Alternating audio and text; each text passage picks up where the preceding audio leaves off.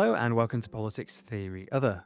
My name is Alex Doherty and my guest today is Phil Burton-Cartledge. We talked about the recent local elections in England and the parliamentary elections in Wales and Scotland, in which the Labour Party under Keir Starmer suffered an historic defeat. We talked about what the results mean for Starmer's leadership and whether we can expect the Labour Party to oust him in short order, and what the result means for the long-term trajectory of the party. We also chatted about the Greens and what can be done to respond to media smears against Zack Polanski and the Green Party more broadly. Finally, we talked about the remarkable results in Wales and Scotland, where now both the Welsh Senedd and the Scottish Parliament will be led by nationalist parties. And Phil explained why he thinks that reform becoming the main opposition in both countries is a serious problem for the Union. If you find this interview useful, then please do consider becoming a £5 patron of the podcast. The show depends entirely upon listener support, and as well as keeping PTO going, you'll also get access to bonus content. You can support the show in pounds or whatever your local currency happens to be, and you can pledge any amount you choose. Go to patreon.com/polltheoryother to sign up. Phil Burton-Cartledge is a lecturer in sociology at the University of Derby. He regularly writes about politics and current affairs on his blog All That Is Solid, and he's the author of The Party's Over, The Rise and Fall of the Conservatives, from Thatcher to Sunak.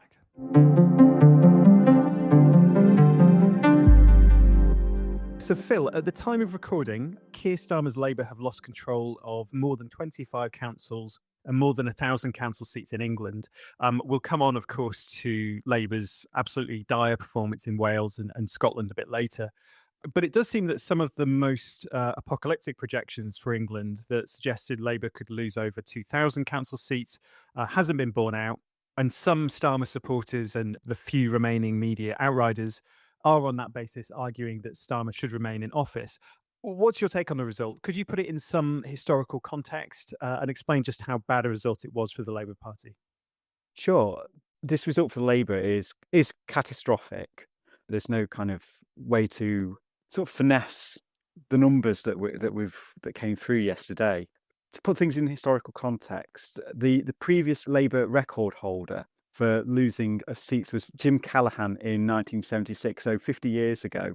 He lost just over 1,300 seats on 25% of the vote. Keir Starmer has smashed that record. He's lost over 1,400 councillors. It's actually down 35 councils. And he's managed to do that on a projected vote share, according to the BBC, of around 17%. So by all accounts, it was an incredibly bad night for Labour. If you look at places like Sunderland, for instance, it's long been a Labour stronghold. In 2024, Labour won 53 of the 75 seats on that council. They're now down to just 5. You look at places like Bradford, for instance, Reform have kind of surged from nowhere, have taken 23 seats on the council on the basis of 26% of the vote. You go to places like Waltham Forest, where the Greens were able to overturn the Labour council and take it with a 2-strong majority. And you take Hackney. Coming from absolutely nowhere in that case as well. Yes. Right? Yeah, absolutely. At Hackney, for instance, the Greens had 2 seats before yesterday in Hackney, and now they got 42 out of 57. So Starmer and his supporters can spin it as much as they like, but this is a historically bad night for Labour. Probably the worst local election performance Labour has had since it was an emerging party over a century ago. Any other time, this would be kind of resignation territory for a Labour leader if it wasn't for the other issues that are going on with the Labour Party at the moment. Do you think the catastrophic nature of the defeat that you described there, do you think that is how it is broadly perceived within the party? Do you think the kind of expectation management that Starmer and his supporters have been engaged in has had any impact? Or do you think that we are now looking at a situation where Starmer will indeed be ousted? It's more just a question of whether it happens quickly, whether there's some sort of internal coup. That seems not to be on the cards today, at least. But that instead we might be looking at a timetable and a supposedly orderly transition to a new leadership over the medium term. Yeah, I take that question in 2 parts. Certainly, I do think Labour MPs will be looking at these results and tearing their hair out if they've got any hair left. They know the kind of the nature of the danger in which they are in. But the question, of course, is who do they see the danger coming from? As John Curtis, the BBC's polling guru, has pointed out, it's very tempting to look at the number of Reform votes and the number of Reform councillors. I mean, they're up over 1,400 councillors, and kind of see that that is the main danger because, of course, they've won at the expense of Labour. But for someone like John Curtis says, you need to look at the vote. And it's the fact that it's the vote, Labour's votes going elsewhere, that's allowing Reform to kind of sneak through the middle. So, for example, Luke Akehurst, who will be known to some of the listeners of this podcast as a Yeah, well-known, beloved figure, friend of the show. indeed, yes, as a well-known right-wing internal apparatchik and now parachuted MP for somewhere in Durham, he's kind of suggested that what Labour need to do is double down on its blue Labour strategy and go on even harder on issues around immigration and appear even more authoritarian. As almost as if the strategy that Starmer has been following since 2020 hasn't got us to this point already. And he's been following that exact same playbook. And then you have other Labour MPs, people who are associated with the campaign group, but you've also had people like Louise Haigh as well, who's from the soft left of the party, not immediately calling for Starmer to go, but for him to set out a timetable. Whereas Starmer's statement yesterday kind of really reminded me of his comparison here that was obviously in his and his strategist's head, was David Cameron in 2016, who, when he lost the EU referendum, just basically waltzed off, whistling back into Downing Street after announcing his resignation. Whereas Keir Starmer is a self-defined serious figure. And so because the party's in a serious problem, he's the one who's got to sort it out. So I think that I agree that it's not going to be an immediate coup, because the question is always who's going to take over. The pressure will be on for a timetable, but I don't think he's going to set out a timetable either, because again, for a lot of the people around them, they have long memories. They'll remember when Tony Blair set out a timetable and how it was always a constant kind of asking of Tony Blair in all the media interviews that time, when are you going to go, Tony? When are you going to leave? When are you going to leave office? When are you going to go? It was just constant. And then you had the whole psychodrama of Gordon Brown in number 11 constantly lobbing bricks over the wall into number 10, trying to hit Tony on the head so he has to be carted out of number 10.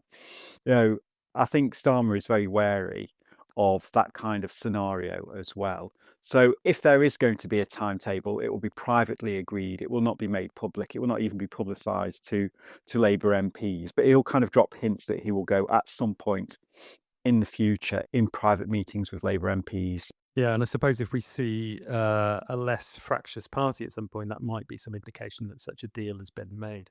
Perhaps. What do you think the result means for the long-term trajectory of the Labour Party?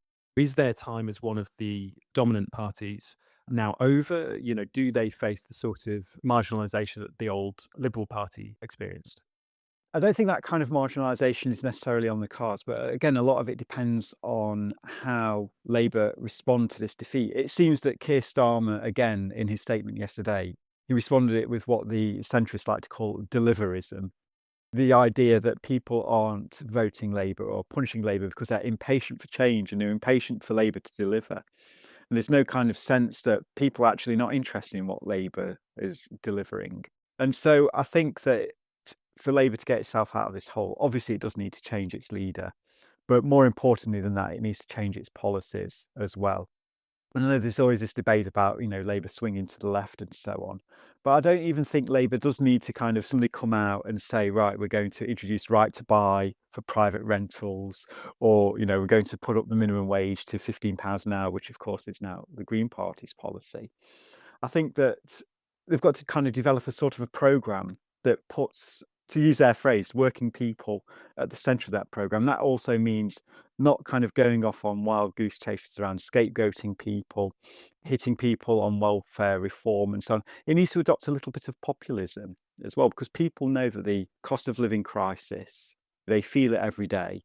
Generally speaking, if you listen to the report backs from all the focus groups that appear in the New Statesman and other political publications, when people talk about Keir Starmer in focus groups and they actually start talking about his relationship to Trump, this is the only time Starmer actually gets any credit from people. So, that is probably something that Labour could lean into a little bit more. Obviously, I'm not expecting, or no one would expect Starmer to kind of call Trump out or call him a racist or anything like that. But a new leader could certainly do that, or a new leader could be a bit more robust and be a bit more kind of French or Spanish when it comes to standing up to Trump. There's a number of things they can do. I think I saw the same reporting regarding that focus group, and it was interesting because it suggested that broadly speaking, there was public approval of Starmer distancing himself from Trump. And although obviously we have played a significant and supportive role in the attack on Iran, we've not been as involved as we could have been, and that seems to have drawn a degree of support. But at the same time, that focus group indicated that the way in which Starmer's position was articulated, which was in terms of, sort of narrow legality, rather than taking, as you say, a more sort of populist approach, explicitly calling out what Trump was doing and being more robust, that would have garnered even greater support. It's an easy win that he's seemed not to want to take because of his whole sort of approach to politics, which is legalistic and managerial. And that must be really frustrating for a lot of Labour politicians. But the problem for Labour, when I look at the parliamentary party, kind of, despite the size of it, one thing that strikes me is how politically incapable most of those figures are. They all seem to be cut from a similar cloth as Starmer. Not many of them seem to have any kind of politics. And when I see some of them interacting on social media, I find it incredible that these people were even selected. Of course, they were selected because they were selected by the NEC, but that's a whole different question. We won't go there. It is possible for Labour to put it back if they kind of re-engage with a sort of an updated version of a kind of a 21st century class politics where, they understand the cost of living crisis, they understand things are tough out there, and they're seen to undertake popular policies. I mean, again, another kind of frustration that we see from some Labour MPs and Labour-friendly commentators in the press is when Labour actually does something that is quite useful, such as their workers' rights bill or the renters' bill, which have been significantly watered down but are still welcome in the broad scheme of things, Mm. they don't actually talk about them. The relevant minister will come out and kind of say some words on BBC Breakfast or on Good Morning Britain. There'll be a couple of tweets about it on a Labour press account.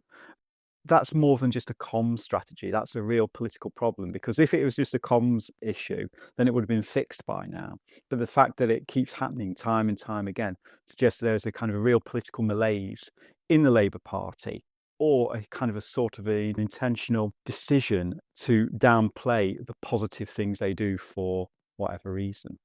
Yeah, I suppose shades of stealth redistribution under Gordon Brown, where the policy is not bad, but it's seen as vaguely embarrassing, not in accord with their sort of broader political objectives, and therefore not really discussed. That's right. Just quickly add, I do think one of the reasons for this is because if they talk about the good things that they do, I think there's an element of they might raise people's expectations and expect them to do even more good things, and they don't feel welcome to have that political pressure on them, especially as that pressure will put them at loggerheads with the powers that be they in the press or the magical bond markets, which have a veto on everything, or those kinds of characters. Yeah, and I suppose they're already subject to tremendous hostility from the right wing papers, despite how marginal the change is that they're implementing.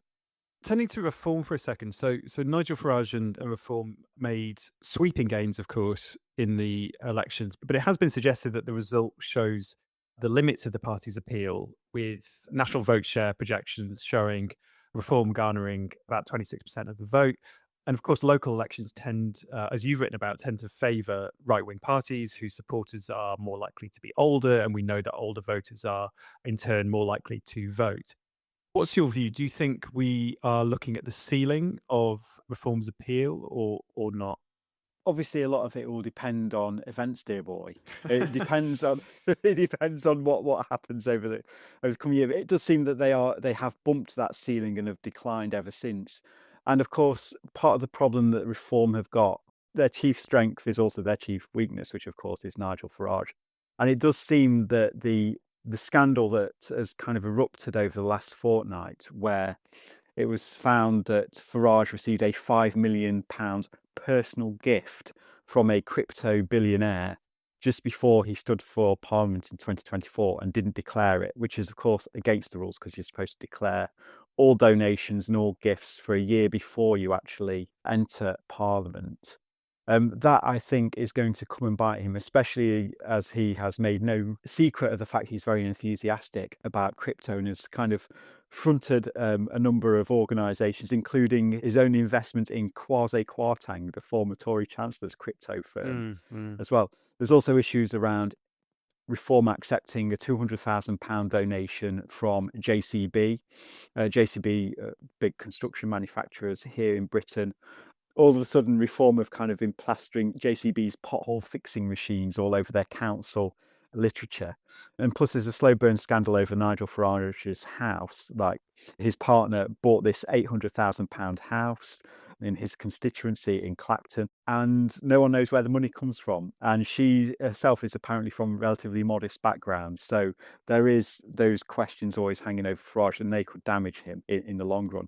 Another issue, of course, is the performance of Reform councils in the council chamber. Now, ordinarily, I'm usually of the view most voters do not pay attention to what goes on in local government when they vote in national polls. And I think this is slightly different for two reasons. Firstly, looking at the turnout figures across the country, it does appear that there has been significant increases in turnout across the board. So more people have turned out, whether that's Reform voters turning out or other voters turning out to try and stymie Reform remains to be seen. But it does seem that more people are going to be paying attention to local government from now on. And secondly, it seems that people's political patience with what goes on in local government is next to zilch. So as we saw, again, using the Sunderland example, Labour going from 53 seats to 5 indicates that there will be elements of discontent with that particular party having had a political monopoly on that city's politics for a while. So those are the kind of the problems that Reform have got to negotiate. But of course, there'll be other opportunities as well. Undoubtedly, there will be future refugee crises over the coming years. And of course, we can rely on the right-wing press to absolutely bang on about refugees, asylum seekers, small boats in the Channel. And we can also rely on the Labour government, regardless of which political direction they take, to actually validate those concerns and say these people have real concerns. We're trying really hard to stop all the boat people and so on. So that's a positive boon potentially for Reform. But at the same time, Reform have also got a new challenger in the shape of the Greens. And Greens and Reform have now started taking seats off one another, at least in local council by-elections. So that indicates there is then a kind of an overlap of some, not obviously not a huge amount of the votes, but some votes around the edge where those two parties are concerned. Yes, voters motivated by a sort of anti-system perspective that can go in different directions. Quite, yeah. On the question of what Reform's ceiling is, do you think they're in a position where they can eat much further into the Conservative vote? Or do you think the sort of the rump of Conservative support consists of people who just cannot bring themselves to lend their votes to a party as overtly far right as Reform, and in fact are more likely to lend their votes to the Lib Dems? Yes, I do think that Reform can't really eat any more into the Conservatives. The Conservatives' vote is now kind of more or less stabilised between the 17 and 20% mark, seems to be the standard. And you would think that Reform kind of inclined Tory voters will have already gone to Reform now, because as far as Reform is concerned, there's no better time to vote for them. They're a party who are on the up. They're a party that are unashamed about being racist. You know, a number of their candidates have been exposed consistently by Homo hate as anti-Semitic, as anti-black, as Islamophobic, and so on. Plus the fact as well that Kemi Badenoch herself is from a Nigerian background. Surely that if any voters have a problem with the Conservatives and find that is an issue, they will have gone already. I do think that what's left of the Tories now is pretty much going to stay with the Tories. But of course, because as the Conservatives are an old people's party who are in long-term decline because their voter coalition is not reproducing itself, younger people are not voting Conservative as they get older, I think that vote will diminish and dwindle over time. So in many ways, even though these elections were pretty bad for the Conservatives as well, they lost 557 councillors and are down 6 councils. But I do think it's just a kind of a dwindling away into the nothingness is the future for the Conservatives. No more breaks towards reform.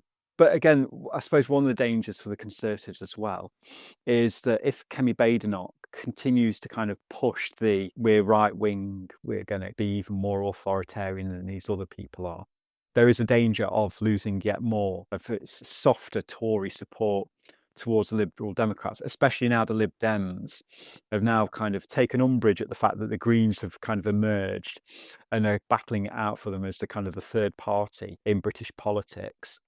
I think there's going to be a pressure on Ed Davey, who's always been relatively on the centre right of the Liberal Democrats anyway, to kind of more moderate his message and become even more centrist.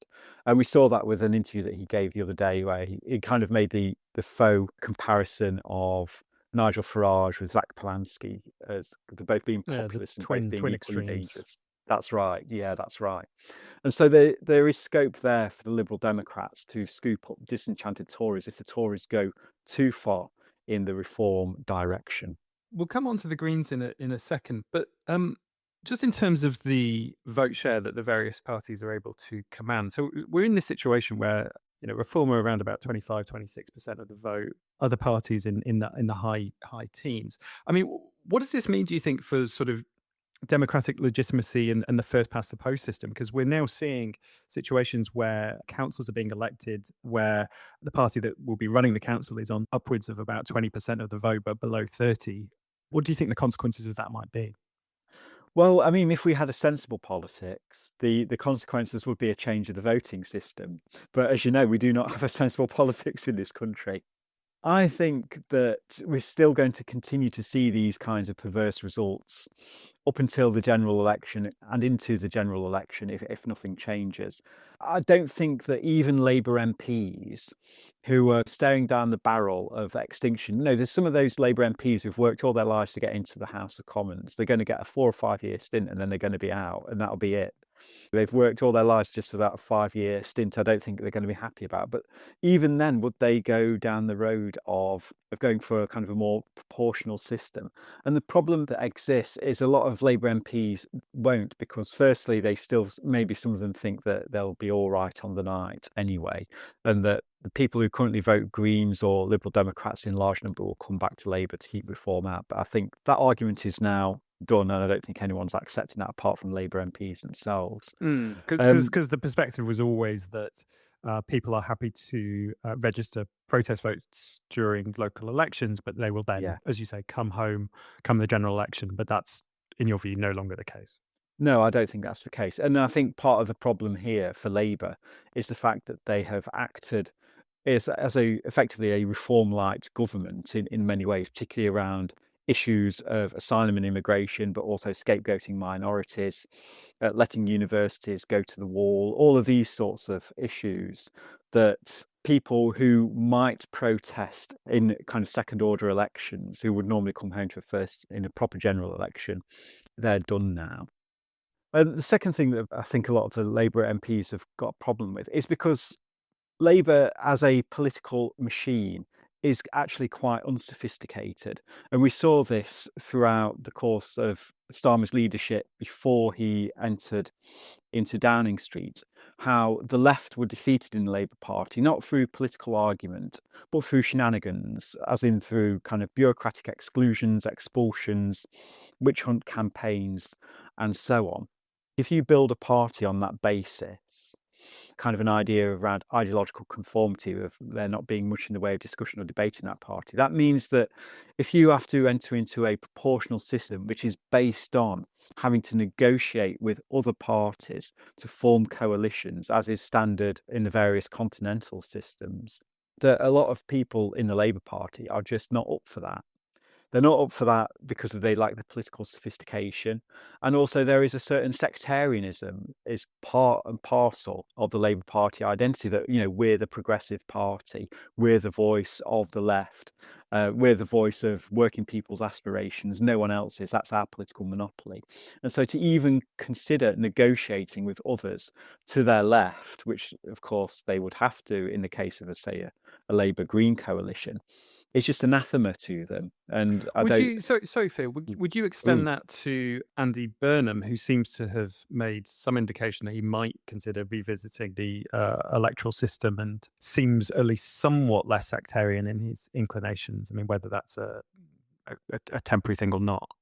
I think Andy Burnham is a bit more inclined towards a sort of what you might call big tent working. Of course, Tony Blair was a big fan of the idea of the big tent, but that big tent only extended to people to his right, not to his left. I think that Andy Burnham is a bit more kind of sound on those issues. He's kind of made his political journey from Blairism of the late Gordon Brown period to a kind of a sort of a soft left position.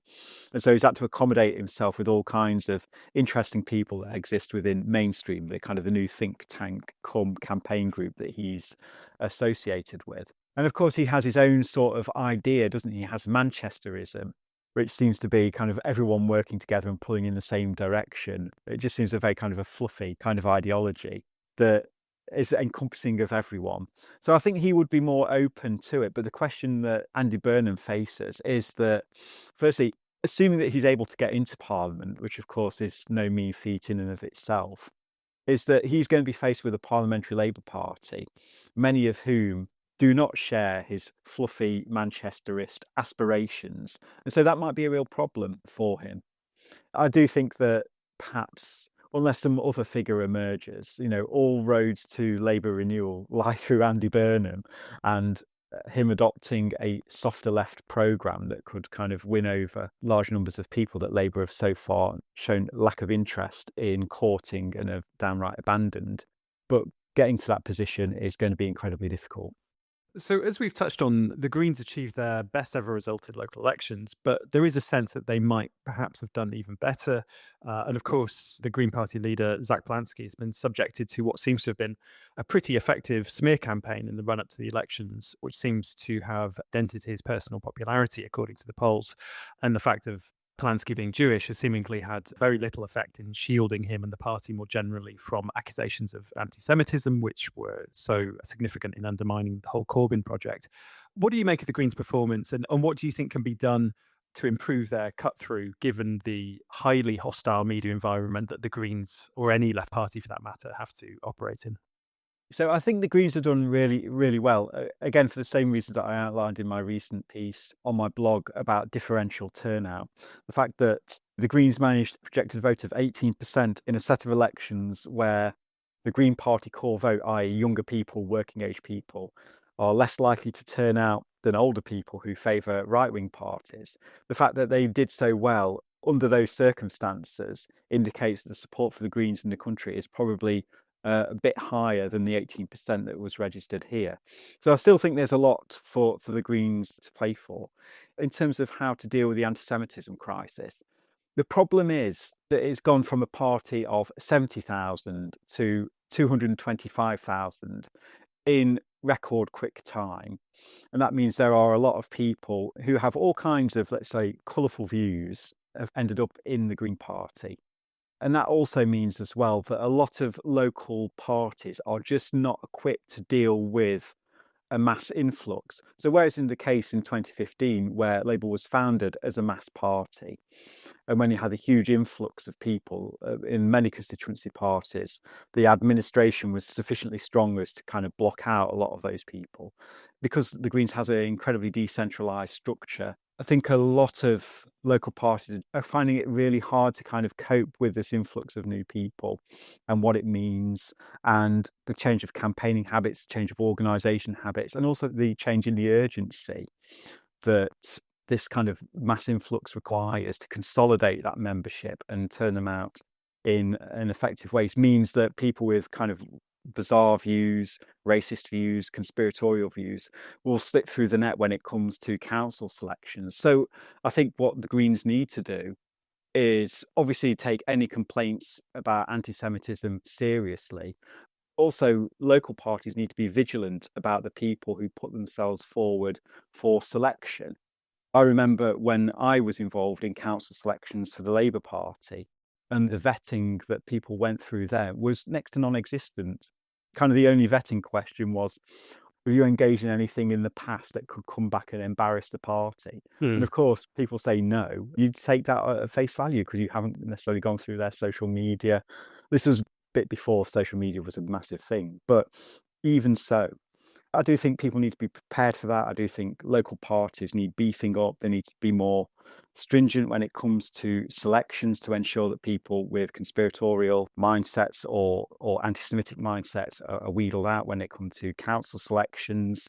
I mean, And sorry, Phil. I mean, we should perhaps say that, of course, some of the some of the accusations being made about Green Party members will not be true, right? This will be coming from conservative, indeed, I it should, will be, be people who hold, critical views of Israel, who are yes. anti-Zionist in their politics, but who are in no sense anti-Semitic. Yes, I would just like to add, I think it's a case of belt and braces. A lot of these attacks are bad faith and disingenuous. The Greens have got to be seen not to kind of paint their own target on their own backs as well. Actually, even though a lot of this stuff has damaged Zack Polanski over the last week, the fact that he still takes on the questions, that he kind of challenges the framing of the question as well. The fact that he's been doing that since the start, I'd recommend that he carries on doing that sort of thing. 18% is a massive achievement for the Greens despite the hostile press environment. And so just kind of carrying on with the media strategy that the Greens have, making sure that the Greens are robust when it comes to dealing with issues around anti-Semitism, but rejecting the accusations when they're obviously politically motivated, I think is the way forward. Just go back to the point you make about the way in which the Green Party is highly decentralized. So I listened recently to an episode of the podcast that Jeremy Gilbert and Alan Finlayson do, and they were talking about local Green campaigns and how some of the party literature that they've seen locally produced is not particularly impressive. Some of it is pretty bland. It's not particularly combative or adversarial. It's just will be better managers of the local authority and this sort of thing. And I've certainly seen where I live green leaflets, which in the same way are just not very inspiring. Has that been your sense too? And is that simply because the Greens are in a moment of transition with a very different leadership to what came before? Or is it a symptom of this very decentralized setup, which in some ways is not advantageous to the party? I think it's because whereas you could say the Greens have an eco-populist or a left populist leadership, that hasn't kind of filtered its way down throughout the entire organisation. And so a lot of Green parties locally are still kind of running with what they've always run with. We oppose this kind of local destruction of the environment and we're going to make sure that we're going to fund this particular area a bit better. So there's that kind of routinism that they've got to overcome. But I do think also that there's a kind of an embedded conservatism within the Greens when it comes to their approach to politics because they have this thing called target to win. And for people who are not familiar with the Green Party strategy, target to win was a kind of a strategy that was developed over many years in the Greens because historically being a very small party, it's about building up your support very, very slowly. So you target a particular area intensively, and then you try and stand as many candidates in that area as possible. You concentrate all your resources there. You do well there, and then you can move on to the next council ward or constituency. And so it's not too dissimilar to the kind of the pavement politics that Liberal Democrats engaged in the 1990s, and that occasionally some people on the left, particularly the old and defunct Independent Working Class Association, used to engage with in parts of Oxford and parts of London. But the problem is now that you have a mass party that's currently 18% in an election that has just been fought, and there are people that still have this kind of small party mindset. And I think they need to recalibrate and think about what does left populism or eco-populism look like at a local level? What kind of strategies should local parties follow? And I do think this requires a bit of a steer as well from the centre of the party. And I know that because of the decentralised nature of the Greens, it doesn't mean that like Zack Polanski can't suddenly say to, say, people in, I don't know, Newcastle-under-Lyme, where in the election just gone, the Greens stood, I think, about 3 or 4 candidates when they could have stood a lot more. You can't say, right, you need to stand here, here, here, here, like you could do in the Labour Party. But it could certainly create a kind of an atmosphere or give a steer to the party administration to encourage local parties to adopt a sort of a left populist approach. Think about expanding the candidature to kind of get to know their mass membership and then turn them outwards. there is a possibility the Greens could be missing a trick here, and I think the Greens could do a lot better if they knew how to capitalise on their mass membership a bit more. Let's turn to the elections in Wales and Scotland. So, Labour, of course, has been the dominant political force in Wales for over a century. But in the elections for the Senedd, Labour, for the first time since devolution began in 1999, lost its status as the largest party in Wales. Labour were pushed into third place, falling behind both Plaid Cymru and Reform. And the Labour First Minister, Welsh Labour leader, lost her seat and quickly resigned.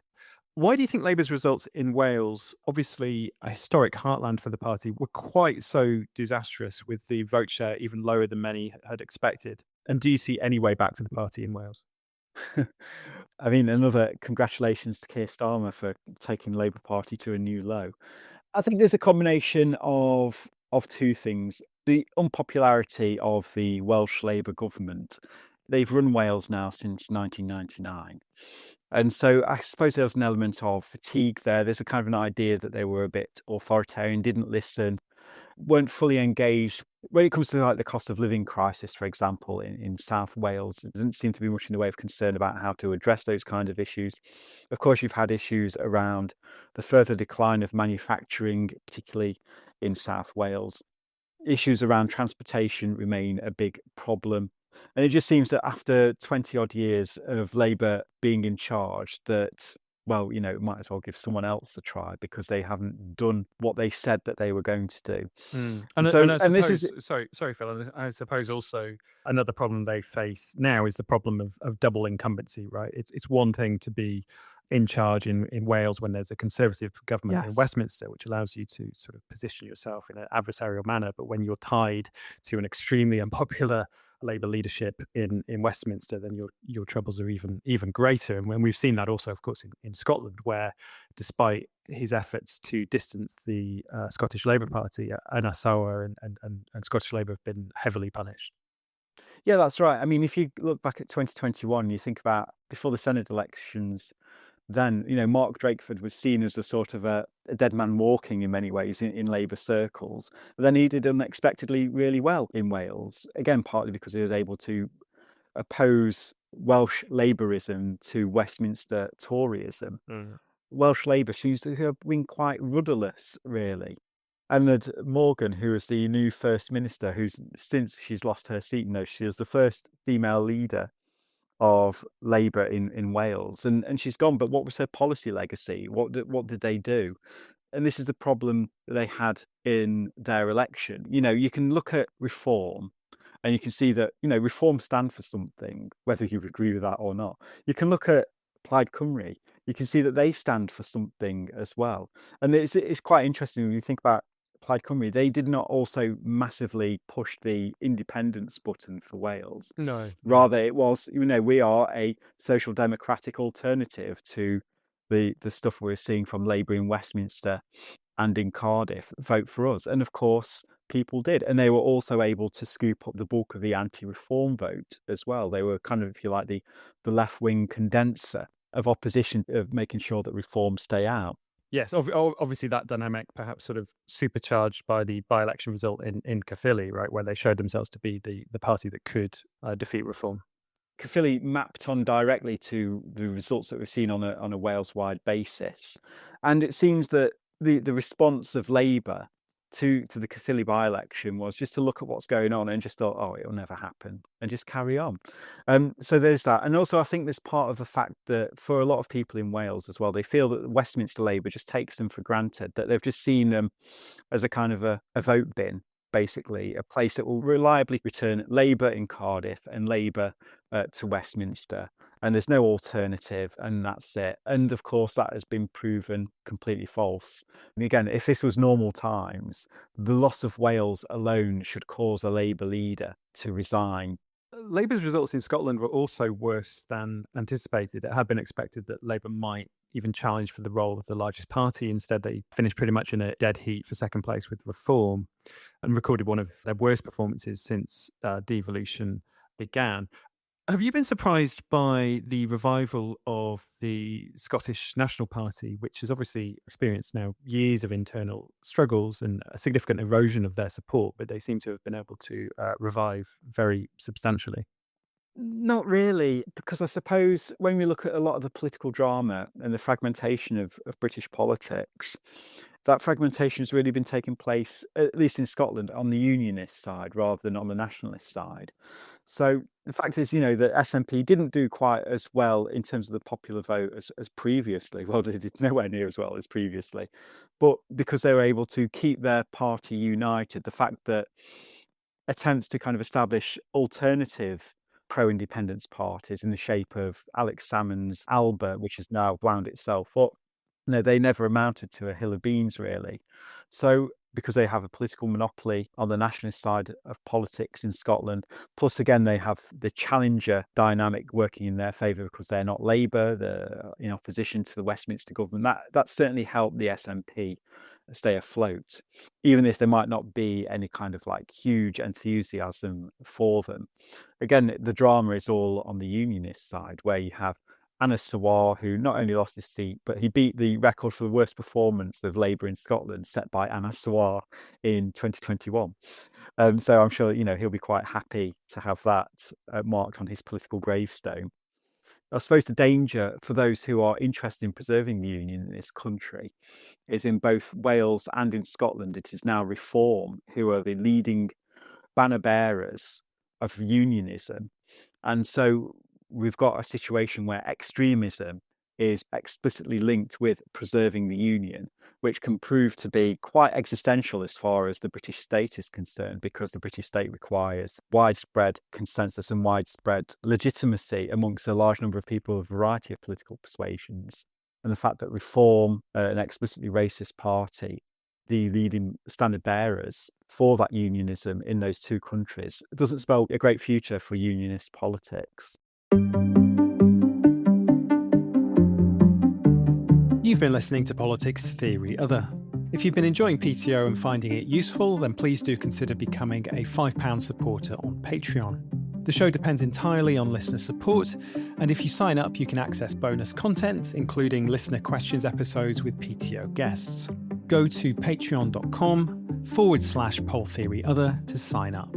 The show's music and graphic design is produced by Planet B Productions. Thanks as ever for listening. I'll be back soon.